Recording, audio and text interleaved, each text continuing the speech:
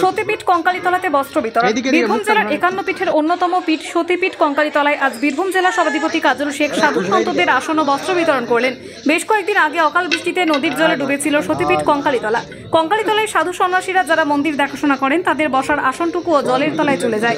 সাধুদের বসার মতো কিছু ছিল না। আজকে সাধুদের বসার আসন ও কিছু বস্ত্র দেওয়া হয়। কাজল শেখ আরও জানান, আগামী দিনে যাতে কঙ্কালীতলায় জলের তলায় না যায় তার জন্য সেচ মন্ত্রী মানস ভূঁইয়ার কাছে অভিযোগ জানান এবং তিনি নদী সংস্কারের আশ্বাস দেন।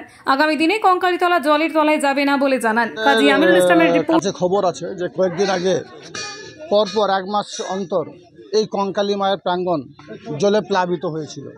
তখন আমাদের এখানে যে সাধু সন্ত যারা থাকে, যারা মায়ের সেবায়িত, আমরা অর্থাৎ লক্ষ লক্ষ মানুষ এখানে আসে মায়ের সেবা করার জন্য, পুজো দেওয়ার জন্য। আমরা ফুল বা ফল নিয়ে আসি এবং এই সাধু সন্তরাই মায়ের কাছে মন্ত্র পাঠ করে এবং আমাদের সেই ভোগ আমাদের হাতে তুলে দেয়।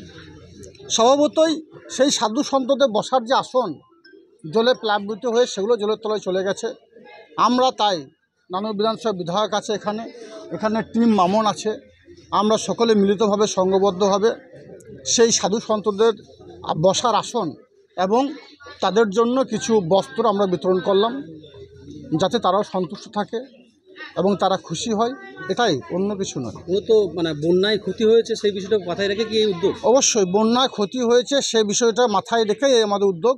যদিও আপনাদের কাছে খবর আছে যে আমাদের মাননীয় মুখ্যমন্ত্রী মাননীয় মমতা বন্দ্যোপাধ্যায় মাত্র কয়েকদিন আগে সিউড়িতে আমাদের রাজ্যের মন্ত্রী মাননীয় মানস ভূঁইয়া মহাশয়কে পাঠিয়েছিলেন এবং তিনি কথা দিয়ে গেছেন যে তিনি মাননীয় মুখ্যমন্ত্রী মাননীয় মমতা বন্দ্যোপাধ্যায়ের কাছে খবর পৌঁছাবেন যে আমাদের তারাপীঠ মায়ের প্রাঙ্গণ বেশ কয়েক বছর ধরে একটু বৃষ্টি হলেই জলের তলায় চলে যাচ্ছে।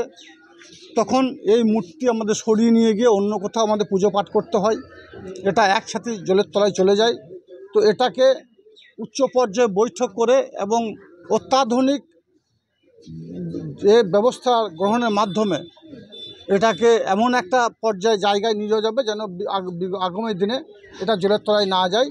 তিনি কথা দিয়ে গেছেন, তিনি মাননীয় মুখ্যমন্ত্রী মাননীয় মমতা বন্দ্যোপাধ্যায়ের কাছে এ খবর পৌঁছাবেন, হয়তো পৌঁছেছেন।